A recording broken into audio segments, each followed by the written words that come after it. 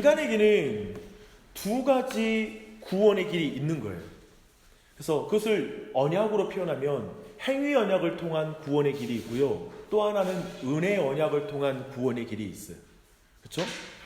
행위 언약을 통한 그 구원 언약은 뭐냐면 완전한 순종을 통해서 자력으로 구원의 길에 이르는 거예요.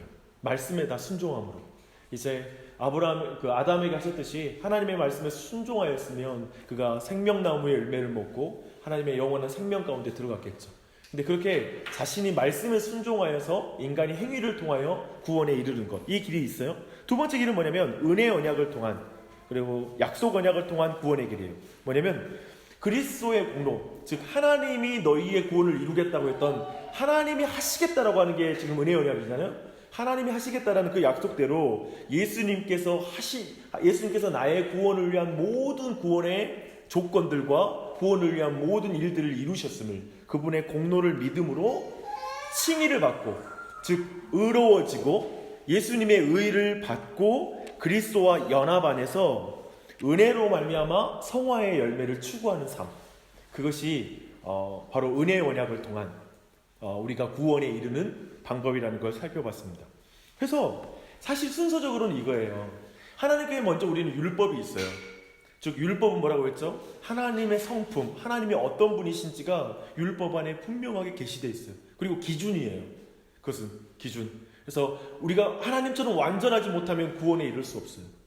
그리고 하나님처럼 거룩하지 않으면 우리는 구원에 이를 수 없어요. 왜냐하면 천국은 흠도 없고 점도 없고 그곳은 거룩한 곳이고 완전한 곳이기 때문에 죄를 가지고 거기는 들어갈 수 없다는 건 당연히 우리가 이해할 수 있어요. 하나님의 임재 안에는 아무도 죄인들은 전혀 들어갈 수 없는 것이에요. 그런 의미에서부터는 우리는 율법을 통과해야 돼요. 율법을 분명히. 그런데 아무도 우리가 죄를 타락한 이후에 이 율법을 전혀 지킬 수 없는 인간의 상황 속에서 우리는 복음을 만나죠. 그리고 그 복음을 통하여서 그리스도의 공로, 그분이 완벽하게 이루시고 완전하게 성취하시는 결과를 내가 받잖아요. 그 결과를 받음으로 말미암아 우리는 다시 거기서 끝나는 게 아니라 다시 율법을 지키는 단계로 들어가는 거예요. 그러니까 이제 이 율법의 의미는 또 다르죠. 그러니까 율법이 없는 삶이 아니라 다시 율법을 지키려 가는 거예요. 그래서 율법과 복음, 다시 율법으로, 이게 사실은 우리의 삶에서 회복되는 거예요. 그래서 이렇게 같이 있죠. 그런데 여기서 율법이 없는 게 뭐죠? 복음만 있다고 생각해. 그러면 이건 반율법주의라고 말할 수 있어요. 그러니까 행함이 없이, 이건 이제 구원파적인 개념이 될 수 있어요. 그냥 나는 하나님께서 다 용서해 주셨어. 나는 어떻게 살더라도 아무튼 구원해 주셔. 그래서 더 이상 지킬 율법이 없는 거야. 그리고 성화를 하고 주님을 닮아가는 것들이 내 안에 더 이상 어떤 힘도 가질 수 없는 거예요. 이런 개념이 있어요. 또 한편으로는 복음이 빠지면 어떻게 되죠? 율법주의인 거예요. 그래서 자신의 행위로 구원에 이르는 것처럼 살아가는 신앙생활의 패턴이 나온다라고 우리가 살펴봤습니다. 근데 이제 이 상황에서 좀 더, 그러면 복음에서 율법으로 넘어간다고 했는데 언약에 따른 행위의 의미는 뭘까? 즉 우리의 선행과 순종은 어떤 의미를 가질까요? 지금 우리 모두에게, 신자들에게. 근데 오늘날 성경이 말하는 건 뭐냐면 행위 언약적 차원에서의 행위를 반대하는 거예요. 행위 언약적 차원은 뭐죠? 지금 좁은 의미의 율법인데요. 뭐냐면 우리가 율법을 행함으로 말미암아 의로워지기 위해서 행하는 행함에 있어서는 우리는 반대하는 거예요. 그러니까 내가 의로워지려고 행하는 것, 내가 하나님의 사랑을 더 받아내려고 교회 생활을 하는 것, 헌금 생활하는 것, 그리고 내가 하나님께 그분에게 뭔가를 얻어내기 위해서, 더 많은 복을 받기 위해서 내가 뭔가를 행하는 것, 이런 개념으로서의 선행과 그리고 행함은 우리가 반대해요. 행위 언약적인 차원에서는 반대하는 거예요. 하지만 용서받고 구원받은 자로서 생활의 이정표로서 말씀에 순종하는 거예요. 그쵸? 하나님의 백성이 이미 되었으니까, 사랑을 이미 받았으니까 우리는 그로 말미암아 하나님의 법, 하나님을 닮아가는 걸 추구해 나가는 것, 이것이 신자에게 율법의 의미예요. 선행의 가치가 있는 거예요. 그러니까 우리에게 지금 오직 예수를 믿었으니까 이제 너희는 행함은 중요하지 않아. 오직 예수의 이름으로 구원받았으니까 우리의 공로는, 우리의 선행은 크게 중요하지 않아. 그렇지 않다라는 것이죠. 근데 한국교회는 어떤 형태로 갔냐면 구원은 받았어. 근데 행함은 상급적으로 갔어. 상급적으로. 근데 이 상급이라는 개념이 묘하게 기복주의적이고 매우 인간의 어떤 욕망을 부추기는 듯한 그런 거. 아무튼 천국 가면 아무튼 면류관을 써야지 아무튼 그 개털모자 쓰면 안 된다는 것이었으니까. 예를 들면 약간의 그 영역에서도 나의 공로로 뭔가 이루어져 가는 개념으로 또 선행을 자극하는 거예요. 그러니까 결국 선행을 자극하는 방법이 두 가지가 있는데, 하나는 복 받으려면 진짜 열심히 살아야 돼, 선행을 해야 돼 라는 식으로 또 이 뭔가 그 기복적인 요소로 사람의 선행을 자극시키는 방법, 또 한 가지가 아까 말했던 복음으로 강조하는 거예요. 복음으로 말미암는 은혜에 대한 반응으로서의 선행의 강조가 있는데, 사실은 찬찬히 우리의 신앙을 봐봐요. 우리는 사실 이 부분, 하나님의 은혜로 말미암아 하나님의 법을 더 지켜나가라고 갈망하는 이 부분에 있어서 정말 많이 개발되어 있지 않아요. 그런 걸 많이 보게 될 거예요. 그런 지점들에 있어서 오늘 이런 내용을 정리하는 게 중요하죠. 근데 은혜 언약과 약속 언약 안에서도 순종에 대한 약속과 위협이 있어요. 그러니까 뭐냐면 지금 복음 안에서 사람들에게 이렇게 선행을 강조할 때도 약속과 위협이 있어요. 근데 그 내용 한번 자세히 볼게요. 약속과 위협은 영생과 영벌은 아니에요. 이해되시죠? 그러니까 너가 이거 지키면 너 정말 이제 복음을 받아들였으니까 이제 너 정말 하나님 말씀에 순종하고 선행을 행해야 돼. 안 그러면 너 벌 받는다. 복 못 받아. 이 땅에 살 때 고통스럽게 살 거야.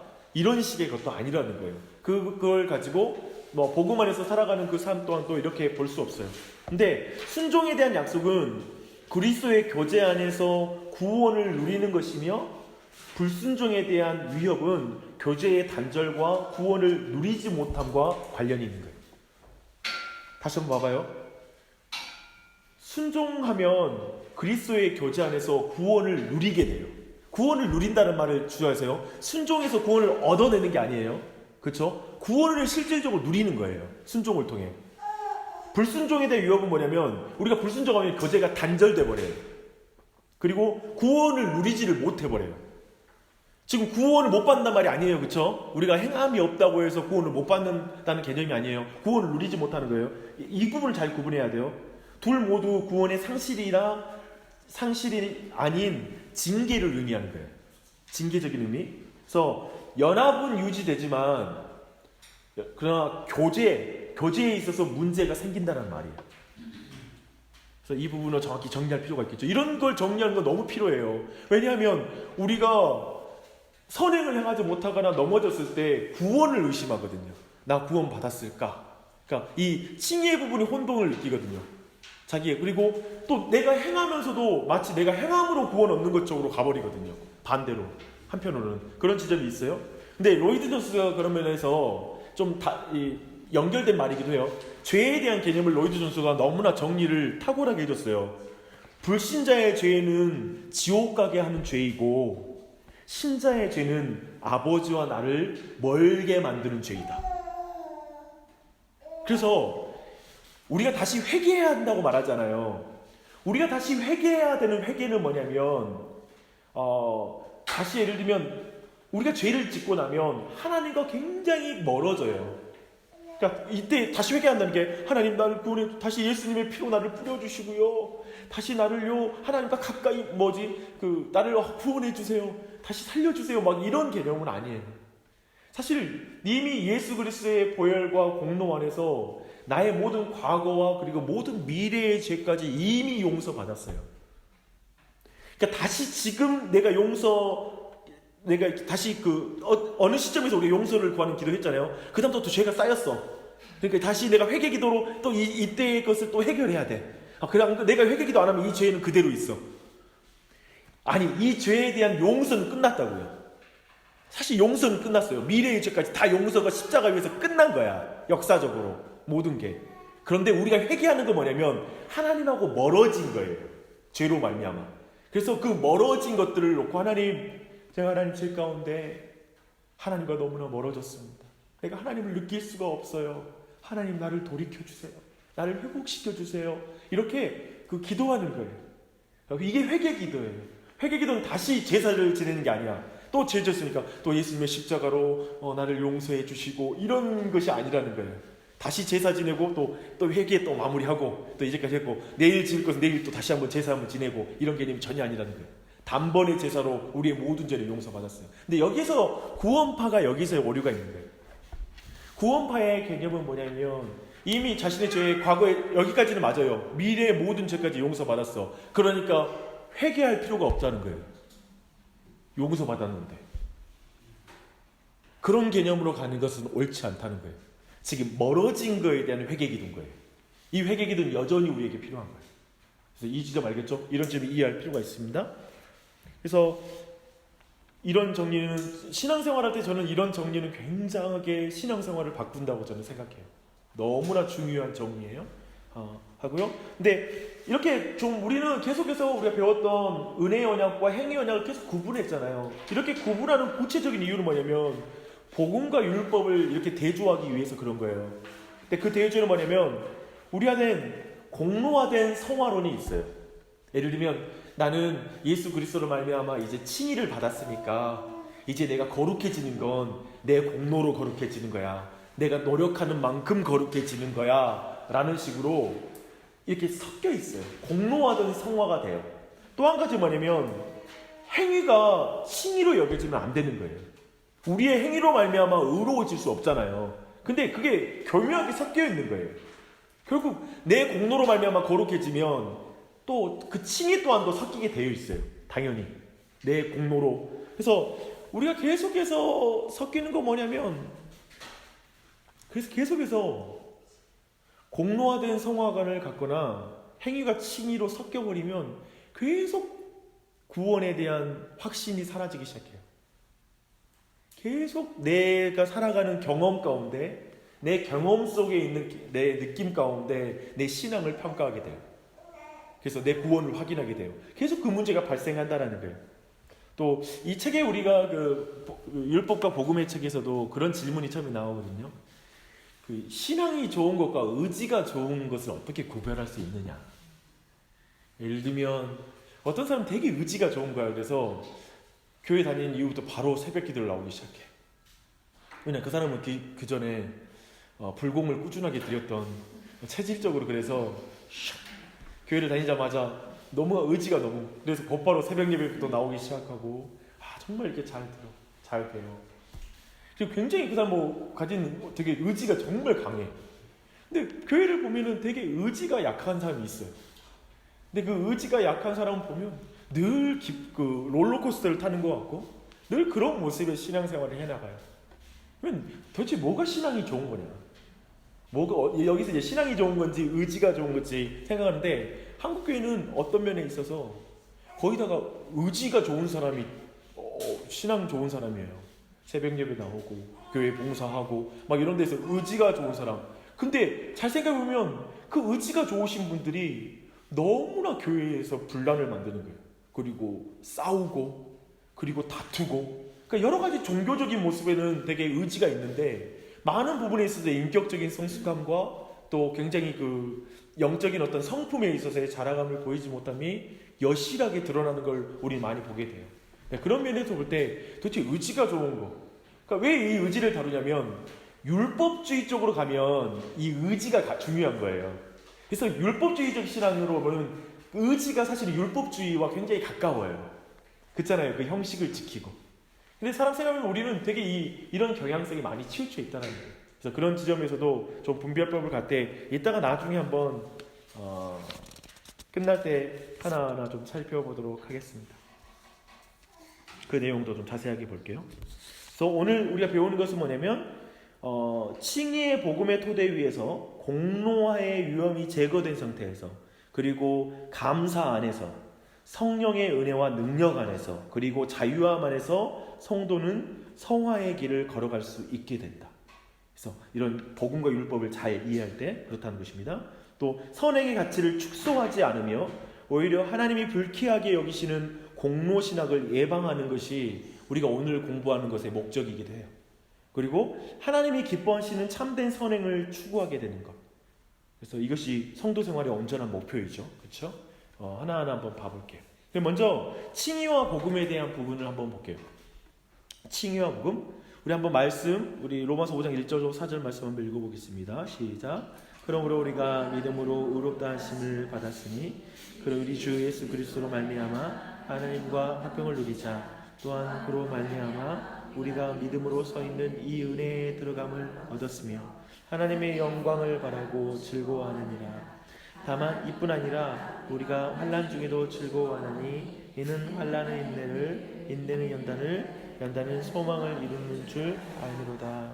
아멘. 죄인에게는 두 가지의 딜레마가 있는데요. 죄인은 죄의 형벌에 속박되어 있죠. 그래서 죄로 말미암아 죽을 수밖에 없는 형벌 가운데 있어요. 근데 두 번째 딜레마는 뭐냐면 죄의 권세에 속박당하여 있어요. 즉 죄의 노예 상태라고 말하는, 그러니까 죄를 지을지 않을 수 없는 그런 본성을 가지고 있는 거예요. 그러니까 죄인에게는 이 두 가지의 딜레마가 있는 거예요. 근데 복음은 뭐냐면 죄의 형벌로부터, 즉 죽음으로부터 자유케 하는 게 복음이잖아요. 복음의 능력이고, 또 한 가지 죄의 권세로부터 해방이 있어요.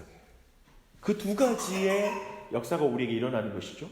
근데 어떻게 그 일이 일어나면, 죄의 형벌로부터 우리가 자유로워지려면 죄인에게 재판장이신 하나님이 죄가 없다라고 선언해 주시는 것이 필요해요. 즉 무죄 방면을 해 주셔야 되는 거예요. 이걸 칭이라고 불러요. 이걸 하나님이 의롭게 여겨주시는 거예요. 그렇죠? 그는 이제 더 이상 죄 없다라고 말해 주시는 것이죠. 근데 이 일에 있어서 예수님은 어떻게 하시죠? 예수님은 죄인을 대신하여 율법의 저주와 형벌을 완전히 그리고 남김없이 받으심으로 말미암아 바로 그 조건, 우리가 죄의 형벌로부터 자유로울 수 있는 조건을 충족시키시죠. 그래서 우리가 이 예수님을 믿음으로 말미암아 칭의를 받는 거예요. 예수님이 날 대신, 내가 죽을 수밖에 없는데요 주님, 예수님이 날 위해 대신 형벌을 당하셨음을 믿습니다 라고 고백할 때, 이걸 우리가 참으로 믿을 때 하나님이 의롭다고 칭해 주시는 것이죠. 그렇죠? 그럼 반면에 중생의 개념이에요. 지금 이제 볼 것은 중생인데, 이 중생은 뭐냐면 지금 죄의 권세로부터 해방을 되려면 죄의 절대적인 지배와 소유권으로부터 자유함을 얻어야 돼요. 사실 이게 죄의 오염이라고 부르기도 해요. 죄로 말미암아 우리의 모든 내면이 오염됐어. 우리의 모든 내적인 성향과 우리의 어떤 경향성이 죄를 향해서 달려가는 그런 마음이 들어요. 하나님을 싫어하고 빛을 싫어하고 죄를 향해 달려가는 마음이 우리 안에 있는 거예요. 근데 거기에 완전히 노예 상태로 있었죠. 우리가 예수님을 알기 전에는 노예 상태로 있었는데, 그 지배와 소유권, 이 지배와 소유권, 그때는 거짓의 아비가 우리의 주인이었죠. 그리고 사탄이 우리에게 소유권을 주장하고 있었죠. 거기로부터 자유함을 얻어야 돼요. 근데 그 자유함을 얻으려면 로마서 5장 21절 말씀처럼 하나님의 자녀는 죄가 왕노릇하지 않고 은혜가 왕노릇하는 사람이라고 말하고 있어요. 그래서 그가 죄의 권세를 이겨 범죄하지 않고 의롭고 거룩하게 살 수 있도록 하나님이 이제 그리스도를 믿으면 능력도 우리에게 주신다는 거예요. 그래서 이 지점, 그래서 우리가 이제 중생의 길을 걸어가야 되는 것이죠. 이 두 가지의 구원에서 이 칭의와 중생이 있어요. 근데 한번 보십시다. 구원에 있어서는 있잖아요. 구원은 두 가지예요. 칭의와 중생, 이 모두가 구원이에요. 위에 보면 제가 구원 1, 구원 2라고 그냥 제가 요약해 놨잖아요. 그러니까 구원, 우리가 구원받다 했을 때 구원받다는 뭐냐면 우리가 의로워진다라는 것과 함께 우리가 중생하여 거룩하여 지는 것까지 우리가 하나님께서 구원하여 주셨다는 개념 안에 들어가는 거예요. 그래서 이 두 가지를 여러분이 기억할 필요가 있습니다. 그렇다면 칭의는 무엇인가를 좀 더 살펴보게요. 칭의는 마음의 변화가 아니라 신분의 변화라는 거예요. 근데 마음의 변화는 그러면 뭐겠어요? 중생입니다. 중생이 마음의 변화예요. 그렇다면 우리의 신분의 변화가 지금 칭의예요. 근데 이 개념은 뭐냐면, 칭의는, 이건 웨인 그루뎀이라는 사람이 정의한 거예요. 칭의는 우리의 죄가 다 사함받은 것으로 간주하고 그리스도의 의가 우리의 것임을 인정하고 우리를 그의 앞에서 의롭다고 선언하는 하나님의 법정적 선언이다. 법정적 선언이다. 그 신분에 대한 핵심은 뭐냐면 신분의 변화가 일어난 거예요. 이게 칭의예요. 근데 신자가, 그러면서 정체성은, 신자는 죄인이 아니라 의인이고요, 하나님의 원수가 아니라 자녀라는 신분과 정체성이 된 거예요. 그래서 이런 말 있잖아요. 그리스도인들을 의로워진 죄인이라고, 의롭게 여김받는 죄인이라고. 그러니까 여전히 우리 안에 그 죄의 경향이 있기 때문에 그건 나중에 좀 살펴볼게요. 여하튼 우리 안에 정체성의 변화가 일어나는 거예요. 근데 이 일이 우리 안에 어떻게 일어나면 믿음을 통해서 일어나요. 믿음이라는 수단을 통해서. 그러면 우리가 믿음으로 의롭다 하심을 받았으니 라고 해서 성경은 끊임없이 이 믿음을 강조하죠. 여러분, 이 내용이, 우리 믿음은 우리가 이제 언약을 배웠으니까 아브라함 이후로 계속해서 이 믿음을 통하여 의로워지는 부분은 계속 성경의 일관적인 강조라는 걸 기억할 필요가 있어요. 믿음으로 의로워지는 거예요. 그래서 여기서 생각할 때 오해할 건 뭐냐면, 오늘날 어떤 오해가 있냐면 이 믿음을 행위로 이해하는 게 있어요. 마치 내가 믿었으니까 의로워진다는 거예요.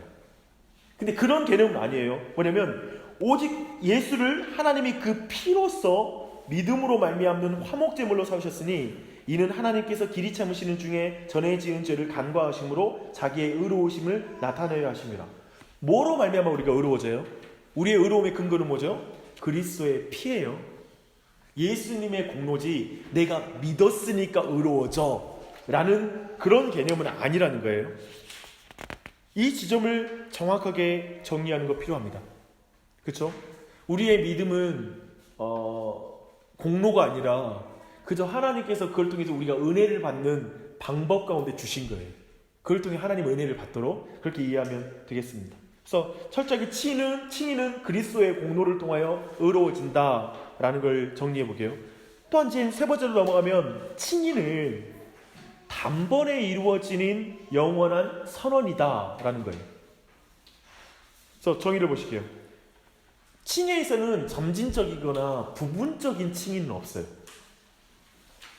단번에 이루어지는 법정적인 선언이에요. 그리고 완전한 칭의예요.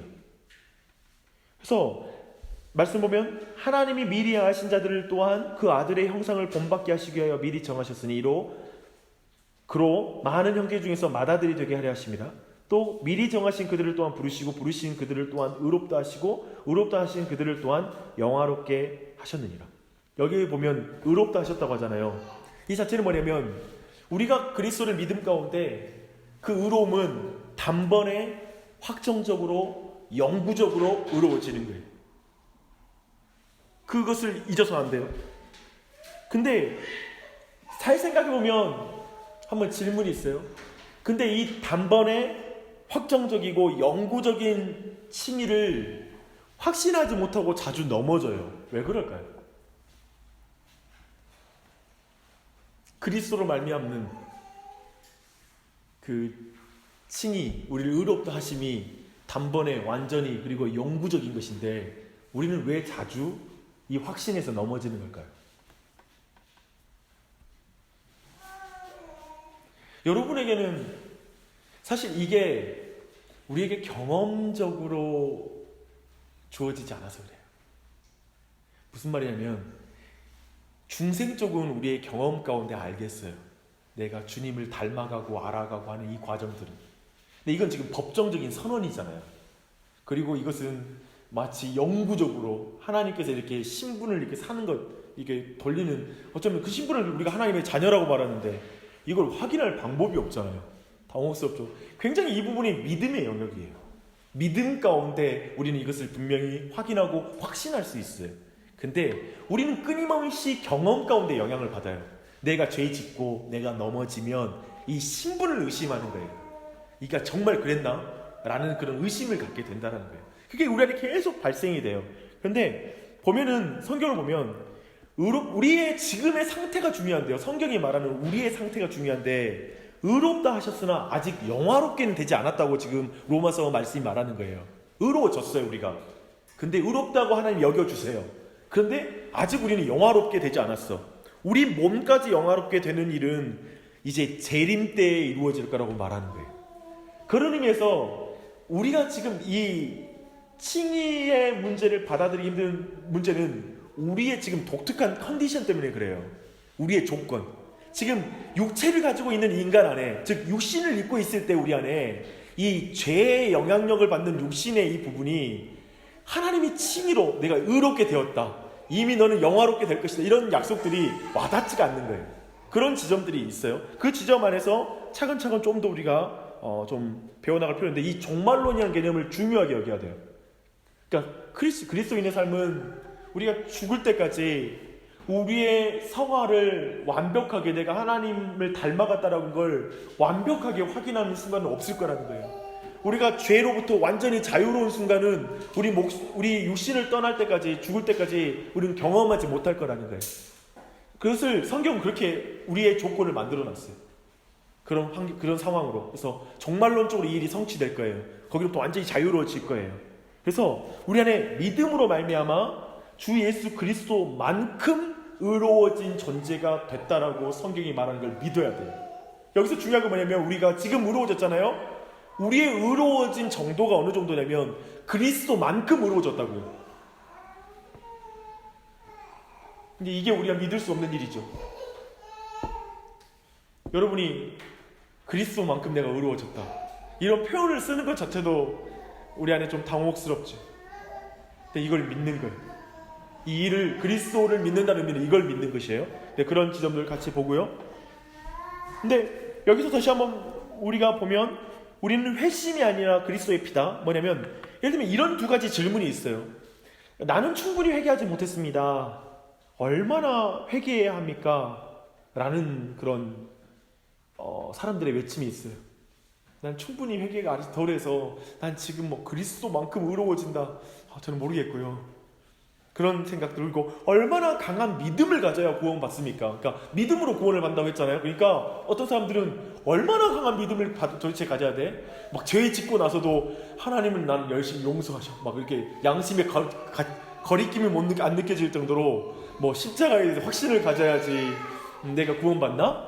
막 이런 믿음에 대해서, 믿음의 강도에 대해서 질문이 있어요. 근데 첫 번째, 나는 충분히 회개하지 못했다, 얼마나 회개해야 되는가라는 질문에 대해서는 회심이 의로움을 받는 근거가 아니라는 거예요. 이 회심이라는 게 뭐냐면 회개와 믿음이거든요. 근데 회개와 믿음이 우리가 의로워지는 근거가 아니라는 거예요. 아까 제가 나눴지만 회개가 배상회의가 아니라는 거예요. 그래서 예전에 그 미션이라는 영화를 보면 그 이제 캐톨릭적인 전통을 보게 되는데, 이제 그 주인공이 동생을 죽이게 되잖아요. 하지만 그가 나중에 과란이족, 그 어떤 그 족속의 그 폭포 위에 있는 족속에게 갈 때, 선교하러 갈 때 자기가 이제까지 그 사용했던 그런 무기와 그리고 갑옷 같은 것을 그물에다가 묶어가지고 그걸 끌고 올라가거든요. 근데 그때도 어느 정도 그걸 신부가 허용해 주는 게 뭐냐면 고행의 차원으로서, 자기의 죄를 속죄하는 차원으로서 고행을 허락해 주는 거예요. 그러니까 이것은 캐톨릭 전통에 굉장히 자유로운데, 우리도 그럼 여기 자유로울까 싶었을 때 그렇지 않아요. 죄 짓고 나면 어떤 마음이 드냐면, 너는 좀 벌 좀 받아야 되는데, 넌 정말 이렇게 뭔가 정말 불편한 일을 당해서 너는 좀 이렇게 그냥 눈물 안 흘리고 아니면 막 양심의 가책이라든지 뭔가 내가 스스로를 아파하지 않고 그냥 내가 회개로 가는 게 염치 없어 보여요. 그렇지 않나요? 뭔가 이런 식으로 용서받는 거 아니야. 그냥 내가 이 정도로 가볍게 내가 그냥 용서받는 건 아닌 것 같아. 뭔가 나를 좀 쳐야 될 것 같고, 좀 목욕이라도 다시 한번 하고, 이렇게 뭔가 좀 기도를 다시 하고 뭔가 해야 될 것 같아. 그러니까 회개가 배상이 되는 거예요. 그리고 뭔가 내가 양심의 가책을 느끼는 게, 하나님의 죄 짓고 나서 내가 그 불편한 마음을 해결해 나가는 하나의 방법으로 취하기도 해요. 근데 회개와 믿음은 칭의와 구원의 근거가 되지 않는다는 거예요. 그리스도께서 이루신 구원을 받아들이는 도구일 뿐이다 라는 걸 기억해야 됩니다. 그래서 오직 예수 그리스도의 보혈만이 칭의의 근거이다 라는 사실을 다시 한번 확인해야 돼요. 그래서 나는 충분히 회개하지 못했어요. 그래서 주일날에도 제가 늘 말하죠. 주일날에 우리가 기도할 때 있잖아요. 늘 말하지만 회개 기도할 때 내가 이번 주에 무슨 죄를 지었지? 뭘 좀 청소해야 될까? 내가 뭔 잘못을 했을까?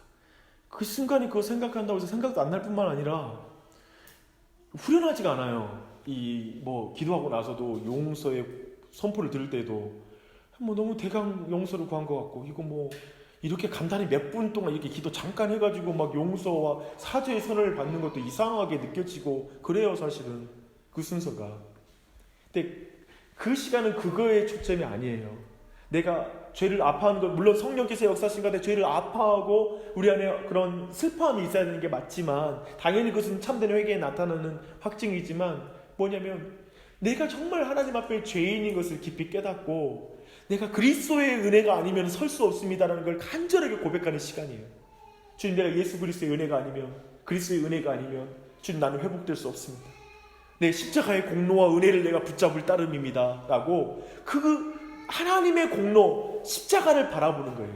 근데 자꾸 회개할 때 우리는 어디를 바라보냐면 내 죄가 머지않고 나를 바라봐요. 근데 그게 없을 수는 없어요. 다시 한번 말하지만 나를 바라보면 없을 수는 없어요. 근데 거의 그거 하다 기도 끝나요. 우리를 보면.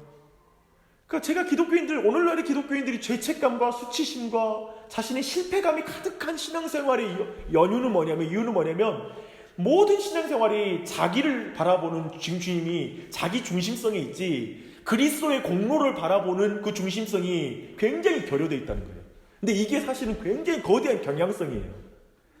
사실 우리는 본성적으로 신앙생활을 오래 하면 오래 할수록 양심 있다고 생각하는 사람일수록 최소한 자기 반성 능력이 있으면 계속해서 그리스도인들이 자기 내면을 바라보는 쪽으로 계속 가요. 휩쓸려 지나가요. 그래서 잘 보고 있으면 굉장히 단순하시고 저분은 저렇게 이중적으로 사시나 싶으신 분들이 자유함이 가득해요. 근데 굉장히 저분 진지하고 뭔가 고민이 많고 신앙생활의 어떤 바른 실천을 간구하시는 분들 보면 근데 왜 저렇게 좀 어두울까? 왜 저렇게 좀 진지할까? 한편 지난주 주일날 설교하고 나서 제가 굉장히 마음이 무거웠습니다. 지난주에 제가 울어가지고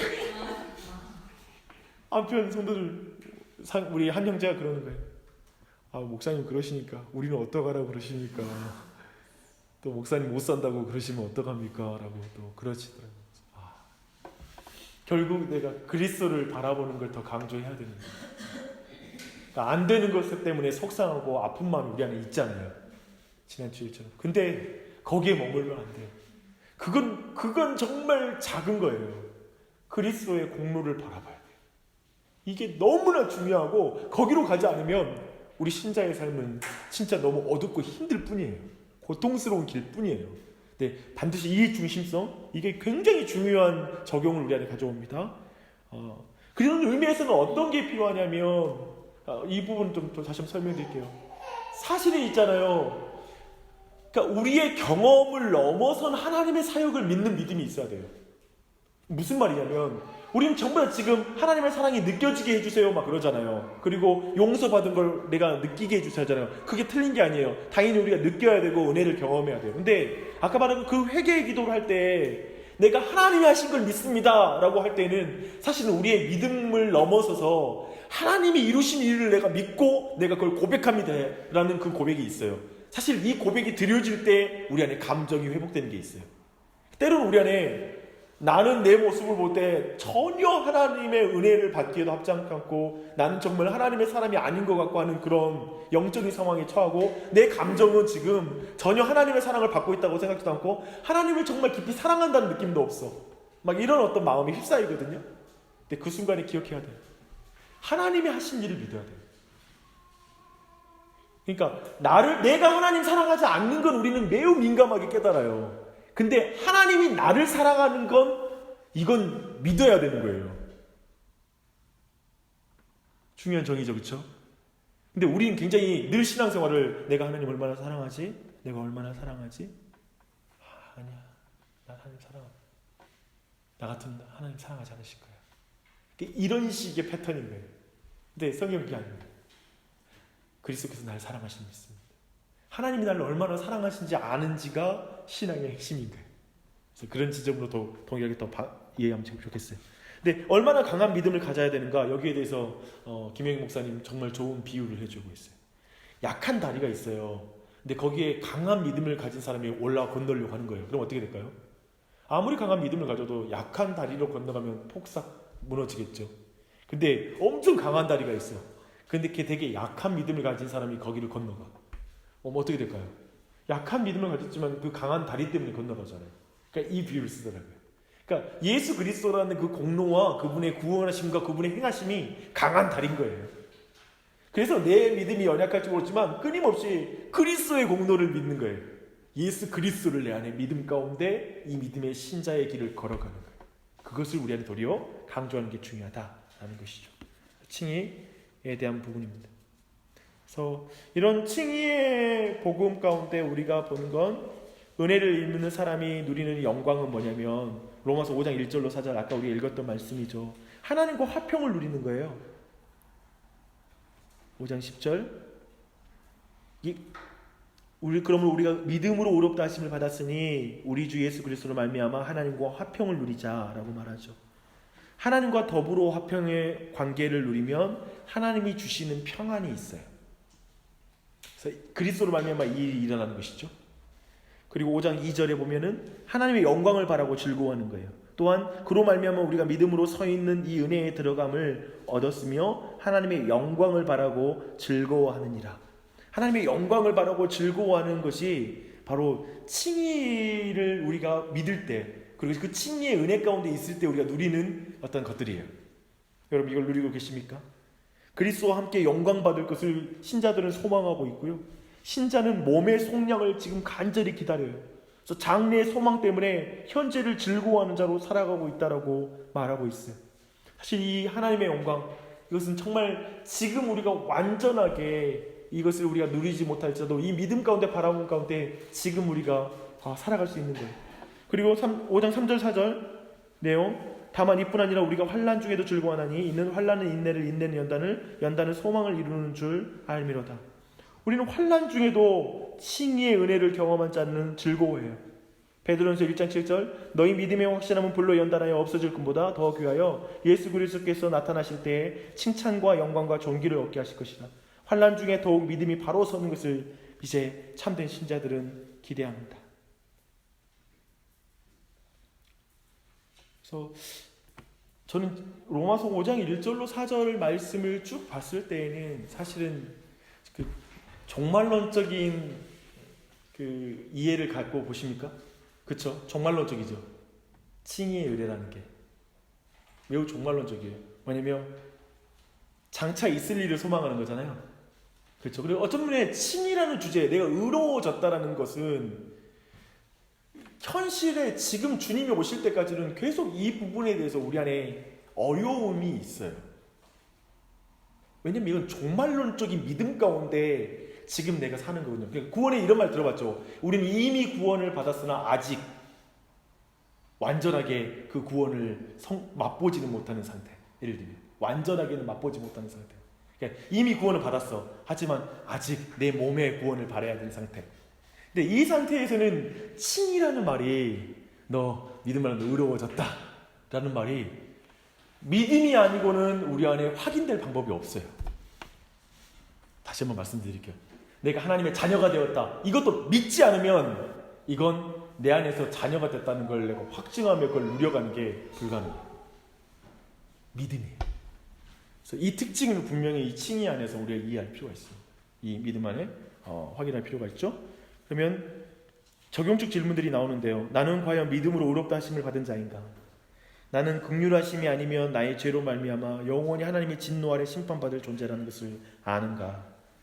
지금 당신은 그리스도만을 붙들고 있는가? 우리의 감정 상태에 신앙을 의존하지 말고 주님이 하신 일에 주목하라.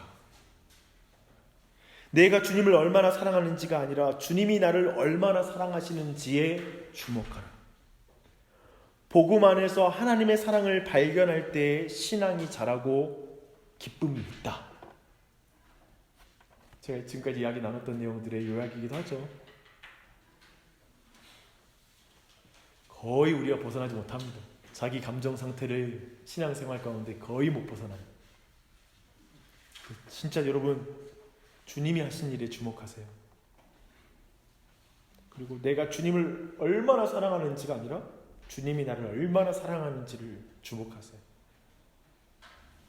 복음 안에서 하나님의 사랑을 발견해야 돼요.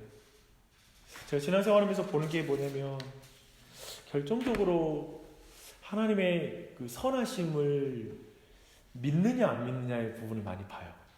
그러니까 되게 예를 들면 이래요. 지금 주부들 예를 들면은 아기 키울 때는 과거에 내가 하나님 앞에 했던 신앙의 삶이 거의 못 살아요. 옛날에 돌아보면 하나님의 사랑을 받을 만한 행동들도 많이 한 것 같아. 큐티도 하고 교회 봉사도 하고 여러 가지 일들, 신앙적인 활동을 많이 한 것 같아. 그러면서 이제 뭔 느낌 받냐면 내가 하나님의 사랑을 못 받을 것 같은 느낌. 그것에 휩싸이는 거예요. 진짜 뭐냐면 내가 봤던 것처럼 우리의 감정 상태에서 내가 한 일에 대한 주목밖에 안 되는 거예요. 내가 하지 못한 거에 대한 막 속상함이 가득한 거예요. 그리고 내가 그렇게 하지 못하게 하는 육아가 힘들고 직장 생활이 막 속상한 거야. 그리고 가정에 문제가 생기는 게 짜증이 나는 거야. 내가 그렇게 뭔가 해야지 하나님이 영광 받으시는데라는 마음이 막 마음을 충동질하니까 그 몇 가지 일들. 그게 아니라. 그게 아니라 계속해서 주님이 하신 일에 주목하라고요. 이럴 때 숨이 쉬어지는 거예요. 자유함이 우리에게 오는 거예요. 아, 이거구나 라는 걸 아는 거예요.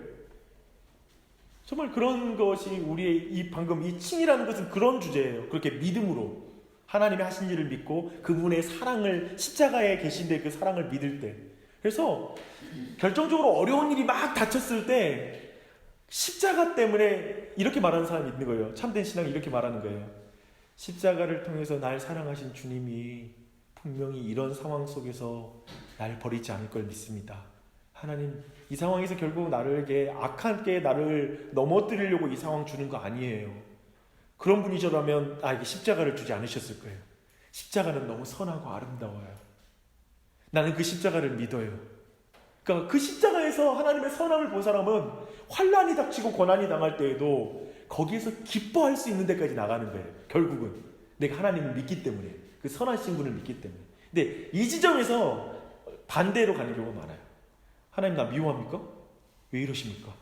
왜 하나님 사랑한다 왜 나한테 이렇게 행하시죠? 그래서 거기 그냥 화가 확 나는 사람이 있어요. 근데 저는 신앙의 여정 속에 그럴 때가 있다고 생각해요. 당연히 또 그런 것들을 우리가 경험하게 된다고 생각해요. 하지만 거기서 회복되려면 하나님의 선하심과 그 사랑을 보기 전에는 회복이 안 되는 거예요. 그것 또한 분명한 사실입니다. 그래서 여러분 이러한 것들 가운데도 이 내용이 잘 적용됐으면 좋겠습니다. 그러면 중생의 복음 봐볼게요. 우리에게 근데 중생의 복음은 뭐냐면 우리가 쭉 봤지만 중생의 신분은 변했지만, 중요한 질문이에요. 신분은 변했지만 힘은 전과 다름없어서 죄의 권세에 눌려서 살아가야 합니까? 이 질문이 있잖아요. 이제 구원은 받았고 신분은 바뀌었다고 하는데, 우리가 신분은 바뀌었다는데 바뀐 신분을 느끼지 못하는 이유는 뭐냐면 옛날하고 똑같이 살아. 죄의 어떤 그 권세에 눌려 살아가는 것 같아. 그러니까 우리 안에 당연히 신분에 대한 흔들림이 생기는 거예요. 근데 이제 그 거듭남에 대해서 한번 볼게요. 중생에 대해서. 웨인 구리덤이 또 정의를 했어요. 중생이란 하나님이 우리에게 새로운 영적 생명을 부여하시는 신비스러운 하나님의 행위이다.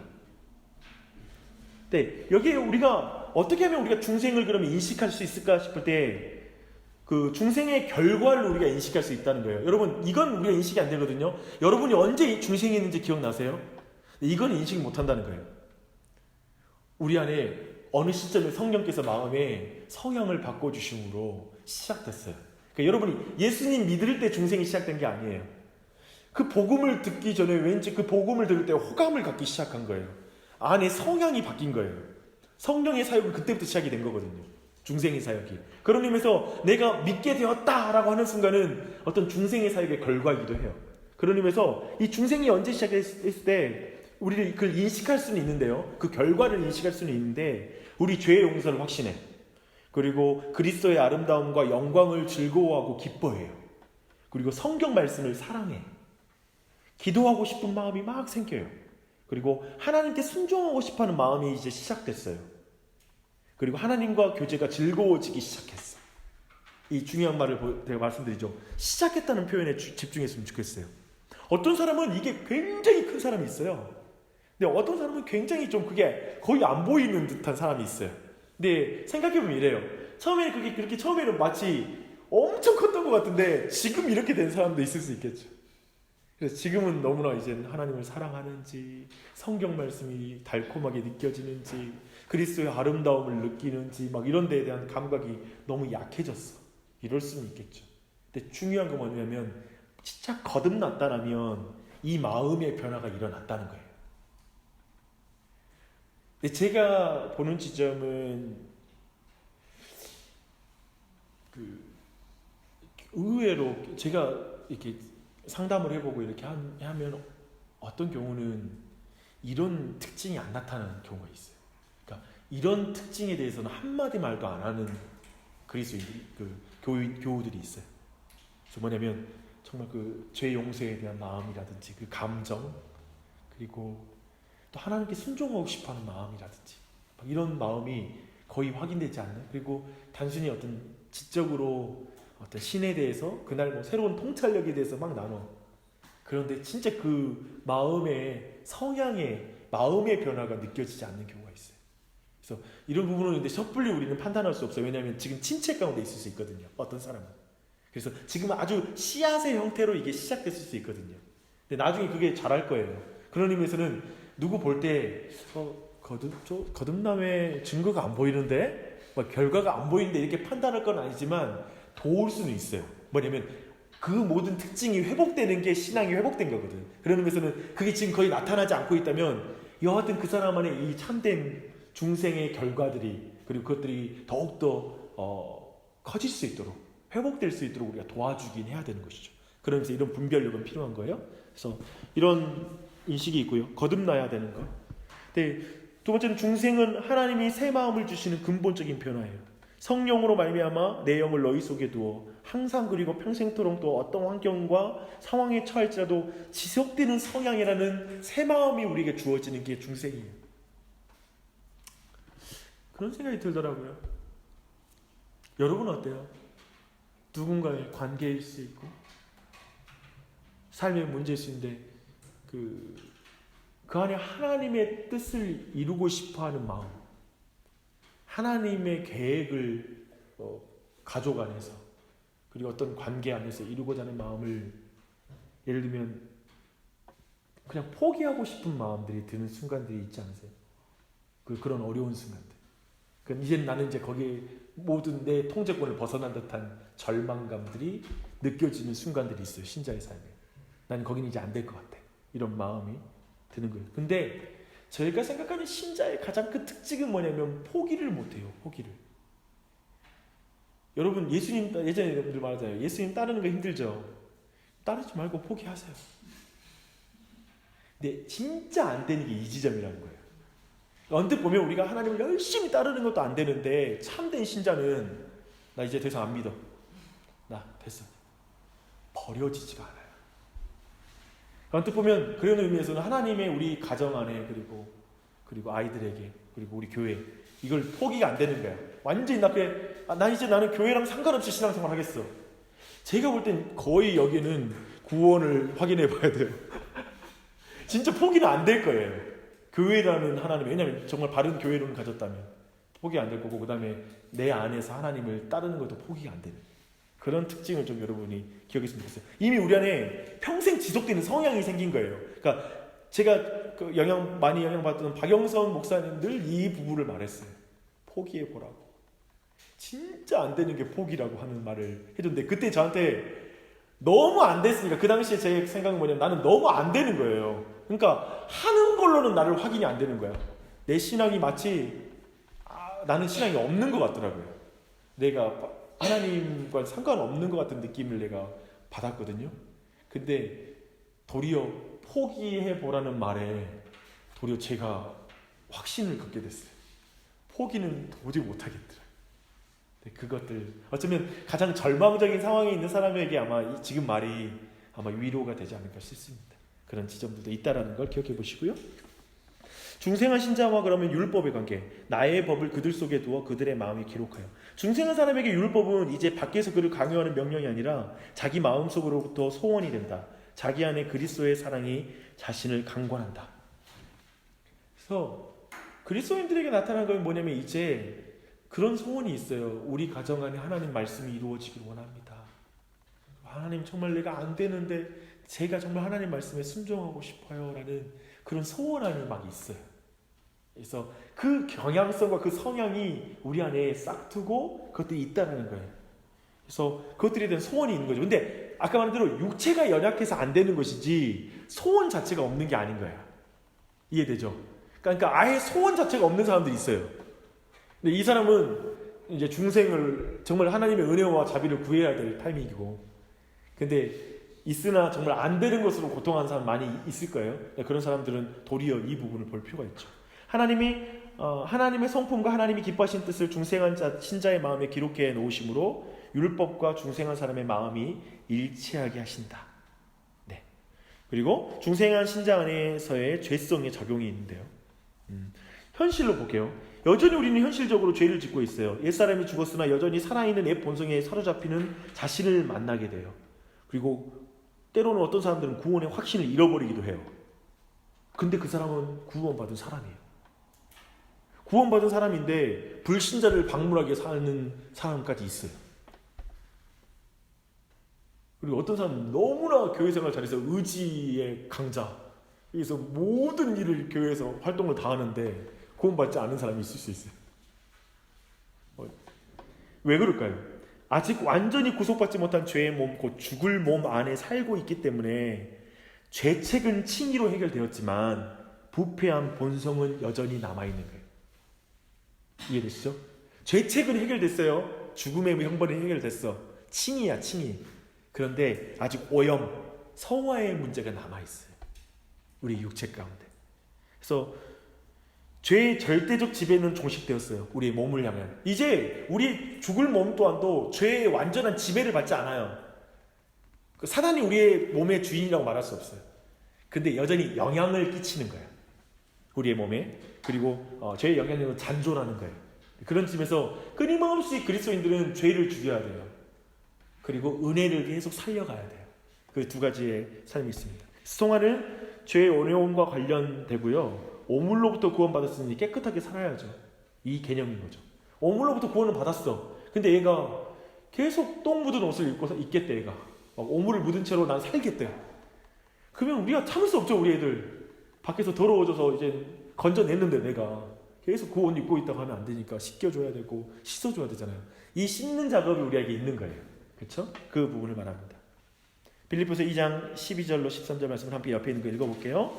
그러므로 나의 사랑하는 자들아, 너희가 나 있을 때뿐 아니라 더욱 지금 나 없을 때에도 두렵고 떨림으로 너희 구원을 이루라. 너희 안에서 행하시니 있는 하나님이시니 자기의 기쁘신 뜻을 위하여 너희에게 소원을 두고 행하게 하시나니. 여기서 보니까 두려움과 떨림으로 구원을 이루라고 말해요. 그쵸? 그쵸? 근데 이거 보니까 어떻게 돼요? 아직 구원을 못 받았단 말인가? 라고 생각할 수 있는 부분인데, 사실 하나님의 관점에서는 구원이 이루어졌죠. 그쵸? 하나님의 영원하신 분은 그분의 사역 가운데 우리의 구원을 이미 이루신 거예요. 근데 우리 편에서는 남아있는 거예요. 우리를 구원 역사에 예를 들면 다시 한번 설명드릴게요. 한 가지 칭의적인 구원의 개념, 구원이 두 가지라고 했잖아요. 칭의와 성화. 이 두 가지가 모두를 포함해서 구원인 거예요. 그렇다면 칭의적인 구원은 이루어진 거예요. 하나님의 관점에서 그 선포 가운데 선언이 된 거야. 그런데 성화적인 개념에서 우리 편에서의 우리가 하나님을 닮아가고 씻겨지는 과정에서의 구원의 과정이 있는 거예요. 이것은 시간적으로 그런 거예요. 우리가 지금 시간적으로는 이미 구원이 시작되었지만 구원의 완성을 보고 있는 거예요. 극치를 향해 가는 과정 속에 있는 거예요. 그렇죠? 우리가 죽음 가운데 이제 그 완전한 것을 이루어지게 될 것입니다. 근데 그 너희 구원을 이루는데요, 우리가 어떻게 구원을 얻냐면 너희 마음에 소원을 두고 이 일을 행하세요. 그러니까 하나님께서 우리를 구원의 역사에 동참시키는 거예요. 그러니까 이게 이 말씀 안에 있는 거예요. 지금 그러니까 우리가 성화에 참여하는 건 뭐냐면 하나님이 그 구원의 역사에 우리를 참여시키는 거예요. 그분을 닮아가고 그분을 더욱더 영화롭게 하는 그 단계로 해서 우리를 계속해서 소원을 두고 행하시기 때문에 근본적으로 예를 들면 우리 안에 이런 마음이 있어야 되는 것이죠. 주일 말씀을 듣고 나서 하나님 내가 결단합니다. 하나님 내가 이렇게 쫓기원합니다. 라는 그 소원을 가져야 되는 거죠. 근데 예를 들면 하나님이 하시니까 뭐 내가 하든 안 하든 하나님 알아서 해 나가시겠지. 알아서 뭐 이루어 나가시겠지. 주님의 뜻을 이루시겠지. 라는 것은 성경적이지도 않고 하나님의 뜻을 알지도 못한 것이고 어리석은 것이 되는 거죠. 하나님의 하심을 높이는 듯한 보이지만 실제로는 하나님을 영화롭게 하지 않는 태도이죠. 하나님이 지금 내 마음에 소원을 두고 행하시고 그리고 내 결단을 통해서 일하시는 분이신데 나의 어떤 그분의 구원의 역사에 동참시키는 게 그분의 방법인데 이건 다 거절하면서 하나님이 알아서 해주시겠지라는 건 아주 나태함과 오만함의 극치를 달리는 말이겠죠. 그런 의미에서 우리가 구원은 하나님의 일이라고 믿지만 전적인 하나님의 주권 가운데 행하지만 우리가 정말 끊임없이 경건의 훈련을 해야 되고 하나님의 말씀 앞에 서야 되는 이유들은 충분히 있는 것입니다. 그런 지점을 보고요. 그러면서 신자는 율법이 필요해요. 율법을 통해서 하나님의 선하시고 기뻐하시고 온전하신 뜻을 분별해요. 그리고 거룩하시고 기뻐하신 하나님의 뜻을 향하여 행하기 원하는 마음으로 그 일을 행하는 거예요. 그 모든 일은 철저히 은혜와 그 은혜 안에서만 그 일이 이루어질 수 있습니다. 너희 안에서 행하시는 이는 하나님이시니 라고 지금 빌립보서 2장 13절은 말하고 있어요. 그래서 지금 우리 안에 그 일을 행하시는 하나님과 함께 우리 안에 그 구원의 일을 계속 이루어 나갔으면 좋겠습니다. 그래서 책의 내용 중에 몇 가지 뭐 좋은 내용이 있어서 설명을 좀 드리면요. 제가 읽어드릴게요. 그래서 우리 신앙생활에서는 그 율법적인 신앙생활과 복음적인 신앙생활이 있어요. 예를 들면 율법적인 회개를 설명해 드릴게요. 율법적인 회개는 좌절과 자기 연민 같은 패배주의로 내려가게 하는 회개예요. 그리고 죄로 인해 받을 벌을 면하기 위해서 하는 회개. 그리고 그리스도의 피로도 해결할 수 없는 죄인 양 비참해지는 회개. 회개라기보다는 후회. 가룟 유다가 했다. 이게 율법적 회개예요. 율법적 봉사도 있을 거예요. 율법적 헌금 생활도 있을 거예요. 이렇게 다 거기다 대비하면 돼요. 근데 복음적 회개는 뭐냐면 그리스도의 피 흘려 죽으심이 죄를 능히 사하시는 걸 믿는 것, 복음의 은혜를 상기하고 복음으로 돌아가는 것, 하나님을 사랑하는 마음에서 나오는 것. 그 끝은 언제나 달콤해요. 다윗처럼. 그래서 지난주 설교로 다시 한번 연결시키지만 울고 끝나면 끝장나는 겁니다. 그 율법적 회개예요. 그러니까 지금 내가 보는 거 뭐냐면 세상에서 그렇고 세상에서 그렇게 비난하잖아요. 기독교인들은 너무 쉽게 용서받아. 너무 가벼워. 그래서 아주 나태하고 아주 양심이 없는 것들이야. 막 이러니까 진지한 그리스도인들이 어떻게 가냐면 율법적으로 가버렸어요. 뭐냐면 나는 제대로 안 사는 이상 회개기도 안 할래. 양심도 없이 그렇게 회개하고 그렇게 신앙생활 그 가식적으로 하는 거 나 싫어. 좀 진지했으면 좋겠어. 그리스도인들이 제대로 못 살려면서 그렇게 막 말하고 결단하고 그러지 않았으면 좋겠어. 그쪽으로 갔어요. 잘 보세요. 대부분이 그리 갔어요. 그래가지고 이쪽으로 가는 거예요. 너무 비참해요. 근데 그러면 안 돼요. 그건 그게 아니에요. 정말 그리스도의 피의 흘리심과 보혈과 그 은혜를 향해서 나아가야 됩니다. 이런 것들이 율법적 봉사에도 있고요. 율법적 봉사는 뭘까요? 끊임없이 사람들 뭔가 봉사를 하고 나서 끊임없이 뭔가 인정을 받으려고 하는 것일 수 있고요. 그리고 내가 그렇게 안 하면 후련하지가 않아. 내 양심상 봉사하는 거. 공동체에 있으니까 내가 그 해야 되는 의무감 때문에 그냥 억지로 하는 거. 수없이 많은 것들을 율법적인 봉사생활이라고 말할 수 있을 거예요. 그런 의미에서 복음적인 봉사생활이 따로 있는 것이죠. 사랑 때문에 하는 것. 하나님 사랑에 감사해서 하고 그리고 그분의 은혜가 내 안에 너무 커서 그것에 감사함으로 드리는 것. 보답은 안 되니까 하지 마세요. 그 은혜에 보답한다고 하지는 마세요. 그 보답할 수 없는 것을 자꾸 보답하려고 하면 그게 또 공로가 돼요. 보답해서 봉사하는 거 아니에요. 감사함으로 하는 거예요. 예를 들면 이런 많은 것들이 여기에 따라옵니다. 네, 이상 여기까지 하겠습니다.